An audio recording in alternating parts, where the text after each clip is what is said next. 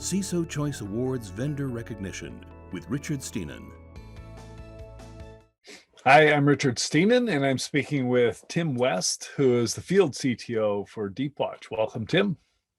Thank you, Richard.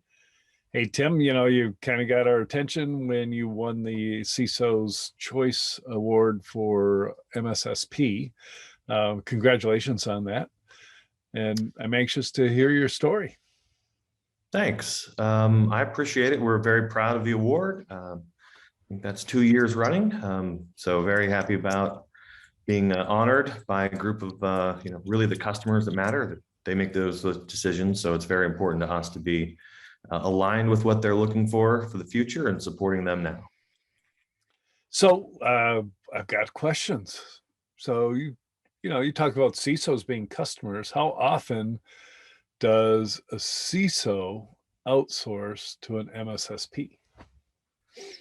I think it depends a lot on what market they're in as far as their organization size. Mm-hmm. But all of the trends show that it's definitely more and more of a prevalent idea given the talent landscape that people are looking at. Mm-hmm. What's going on in the threat landscape. A lot of people have realized their SOC is a much more integral part of running their security program from a risk management perspective. And the growth of that trend has been really part of the story of deepwatch and how we've been able to sort of bring something new and innovative to a space that's been around for quite some time. Yeah, industry's been around for 25 years by my count. So what's new and innovative that you bring to market? That obviously something must be accounting for your rapid growth. Absolutely. So there's a few different things. The first is that nothing beats building a SOC and running it yourself, right? Ultimately, if everyone had their option, had the budget and available ability to execute a strategy like that, that's often what we hear about. We primarily compete more with people building it versus just competing against other parties. Right. And that's been probably the biggest driver. And we built our solution with the frame of mind that historically people have thought of it as sort of a outsourced log forwarding, call center-ish type model. Mm-hmm. And when customers who have bought that, as you mentioned, for a 25-year-old service offering, people are used to that model. It's very prevalent. That sort of call center pooled resource model leaves a lot to be desired, when really the message that CISOs really want, if they're going to get the next best option than building it, is an extension of your team. So knowing that they can work with a partner, and that's a lot of the things that we hear from our CISOs that on our customer advisory board, is that our model, our service model, one of the first things that really differentiated us is that we use a small squad model that's all named resources that really becomes an extension of your team, because everyone, when they start with deepwatch, gets a squad roster of all the individuals 24/7 US based that directly interact and engage on a daily with our customers. So while those people aren't independent, they're not fully used by one customer, we have a very small community per squad, per customer. And so they get the same, look and feel from a service model perspective, had they been able to staff, a 24/7 operation. And they interact with them daily, through Slack.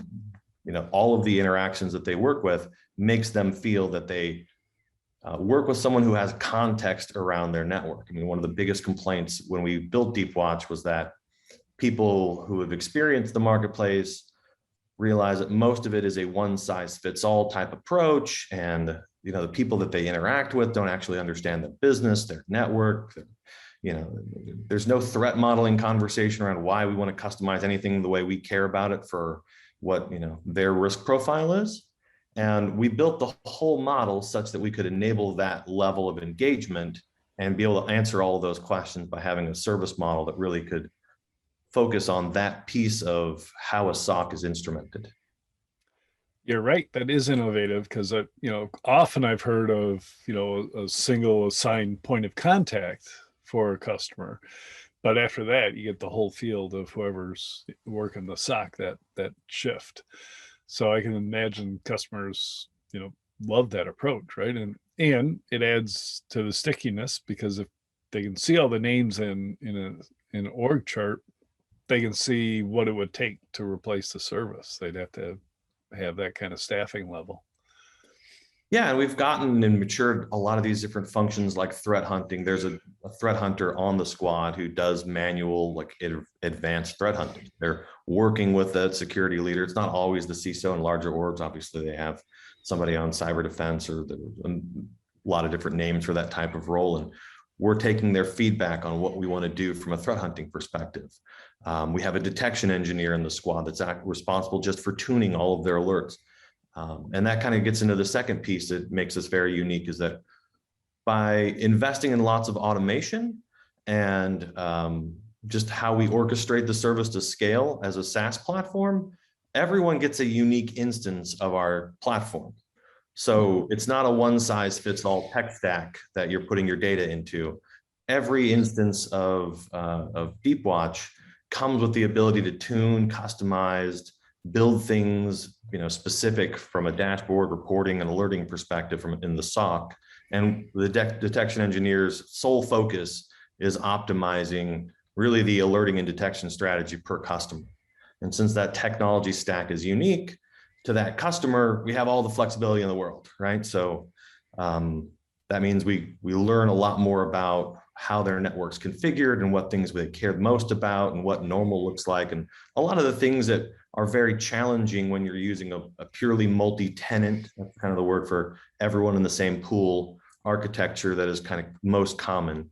That has been a big win for our customers because they're able to get that leverage out of our partnership. Now it's starting to sound like a bespoke MSSP. It almost, from the customer's perspective, you built a SOC for them. Yeah, and to them, yes, it's their instance of the technology. They're accessing it themselves. They get to see their own data. We've also made everything transparent. So we really have this shared value model where we make mean time to X, mean time to acknowledge, detect, confirm, acknowledge, respond, remediate, tune. All of that is visible to our customers. So we keep track and data of all the operational metrics that go on in a SOC, just like you would if you owned your SOC, so that you can really find where you need to optimize, right? A lot of people talk about alert fatigue in our industry. That's not a new word for anybody. It's been around since the beginning. If you really don't have good ways of looking at that data on a per customer basis and the architecture to actually instrument those changes, you really never solve that problem, which is why people have talked about alert fatigue from their managed services provider, MDRs, MSSPs forever. And so we've really been proud that while everyone feels like they get a bespoke instance, we're using Ansible, Terraform, a lot of automation tools on the back end that maintains everything to be up to date and maintains pretty much all the compatibility we need to instrument whatever data sources customers have and do that at scale, where if they had to do this all on themselves, they wouldn't really have the means to go and really engineer all the things that I'm talking about that really make sure that the blocking and tackling work is done, right, to get to that end result that they want. Yeah. And then how do you tackle the difficult problem of finding people to hire and keeping people once they have them? Because obviously a lot of people treat MSSPs as training ground, and the headhunters target the employees of MSSPs. It's a great question.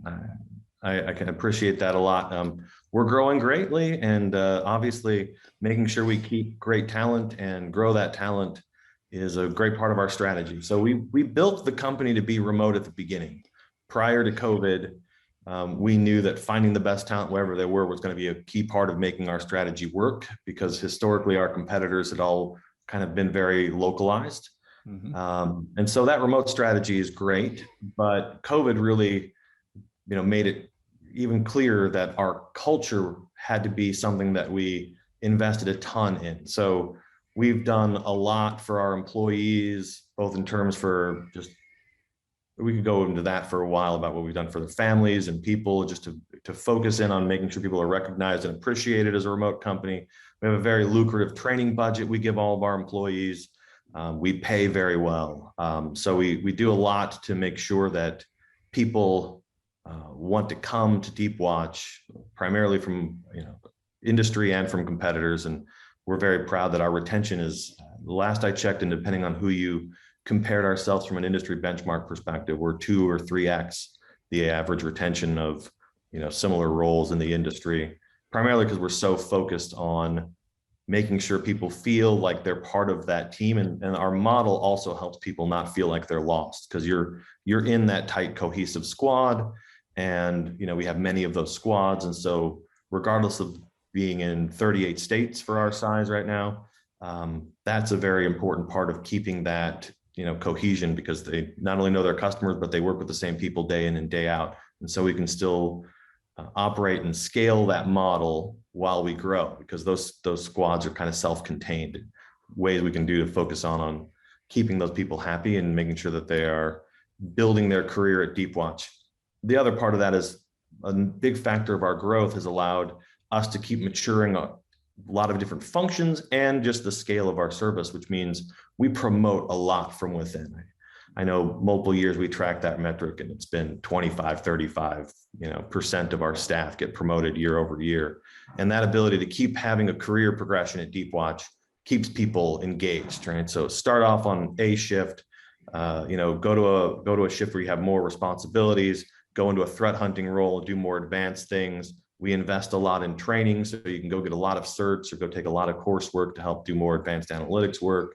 And that keeps people feeling like that the company's invested in them as they're investing in us. I love it. Talk for a second about remediation, because I can remember a day when an MSSP ostensibly managed firewalls and IDS, and yet they couldn't really add a rule or change a rule in one of those firewalls. They'd have to submit a change order request, and it was quite a rigmarole. But obviously you can't react that. You have to react faster nowadays. Are companies more open to having you take action, in the middle of the night or something, and shut off access to the CEO's PC, that kind of thing? Yes, I know exactly what you're talking about from a trend. I started out in industry, the last industry gig I had was in a Fortune 100, and we had a pretty strong aversion to any third parties doing anything that could be disruptive to our network. But more and more we hear the desire of customers and larger enterprises being willing to do that, specifically on the endpoint. So we do that service today, hooking the API of their EDR platform and allowing us to make predetermined actions based on the customer's kind of rules of engagement that are defined on how to make those remediation activities. So the endpoint space is definitely where there's a lot of action today. We do that as well in the network security layer. There's a lot of things that we're investing in the future to do more active response capabilities and other platforms around identity, phishing, et cetera. So I think that's a place that I think the cultural shift is moving in the right direction to help make the really mean time to resolve that people care about but have a hard time orchestrating actually get resolved, because our data is pretty insightful. We keep all of that data, as I mentioned, for all those different steps. And as we keep getting better at detection, and some of those pieces of response are in our customers' courts, we talk about minutes and hours in detection, and it can be days and weeks for remediation when it's only on the customer side, because they're, that problem of having a limited staff, being short-staffed constantly and under pressure for firefighting is really evident when you start looking at the data. So it's a great question, and we're very excited that people are more willing to allow us to have that capability, and we're orchestrating technologies, especially through SOAR, to make that easier for our customers. Yeah, we've come a long way. So I want to thank you, Tim, for introducing us to deepwatch, and once again, congratulations on the Winners Award. Thank you so much. It was very nice meeting you. Stay tuned for more from CISOs Connect.